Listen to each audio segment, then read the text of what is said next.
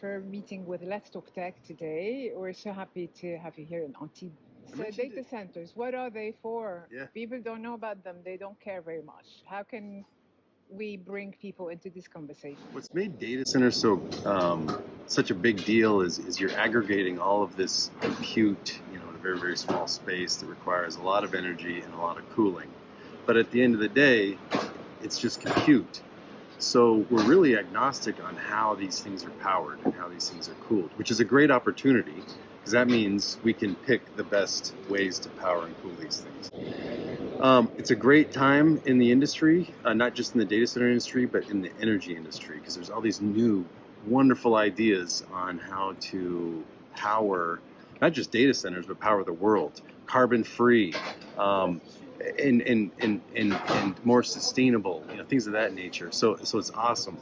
I think that there's a great opportunity for data centers and data center industry to help the energy industry accelerate these technologies. Data center is both the problem in terms of the pollutant as a pollutant and as a weight on the grid, and nobody wants it around them, and it's an ugly building and it doesn't employ many people. So there's kind of a bunch of complaints stacking up against data centers. Sure.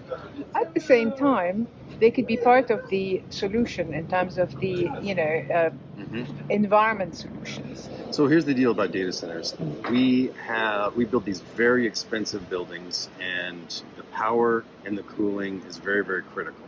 So, like I was saying earlier, it's a great opportunity because the data center industry could be early adopters for all this new energy technology. As a matter of fact, you're seeing it already. What we're doing is we're rolling out renewable diesel. There's all these new things that could happen down the road: hydrogen, small modular reactors, all this really cool tech, but it could be potentially decades away. So right off the bat, Microsoft and the other hyperscalers have just said, we're going to do what we can now. What's commercially available now? Well, renewable diesel is available now, but all across the gamut, not just with energy, but things like concrete. There's actually more sustainable concrete that you can buy. And so this is just a great opportunity, and the hyperscaler companies like Microsoft have stepped up and said, we're going to be early adopters of this new tech. So when are we seeing green components get into the construction of data centers? Is this happening, or how long would people keep talking about this, and when will this actually happen? When will it happen? That's my question. When is it going to happen? So there's things that can be done now, like using renewable diesel, like purchasing low embodied carbon cement for the data center. Like, if you can, use mass timber framing instead of steel. There's all these things that you can do now. Yeah. There's all these really cool disruptive ideas. Well, I think this is. I think this would be interesting for our audience, because a lot of the conversation is about having this big mega shift, and it seems like nobody can wave a magic wand at anything, right? So it's nicer to break it down in little steps and little phases for people to start thinking about this. So as we're walking out on this beautiful terrace, you said you want to change the world. Well, there's a lot of pessimism around the future, but there is some optimism. And what can we do now that we've realized there's a problem, what can we do to sort of shift gears? Climate mitigation, things of that nature. The problem, though, is the timeline.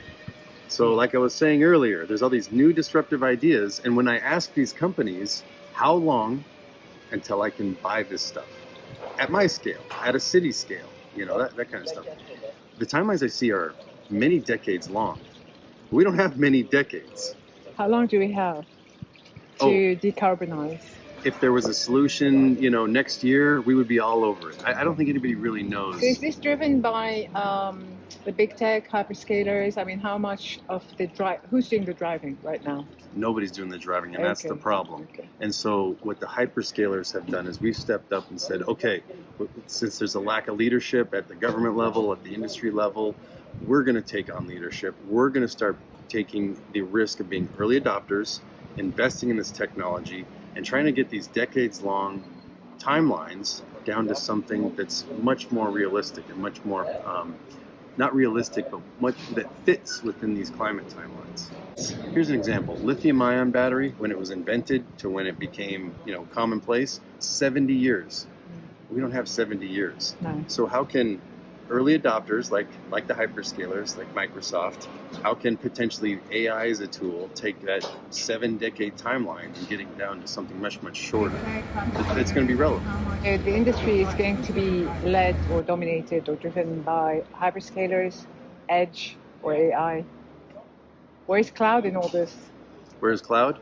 Cloud's been with us for a very long time. Even before cloud was a term, there was still people saving files on the internet and things of that nature. Yes. I don't think so. Cloud's kind of a buzzword, like the information superhighway.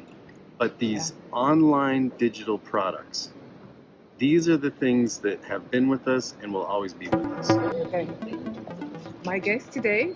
My name is Sean James, and I lead our data center research and development team at Microsoft. Lina Tayara.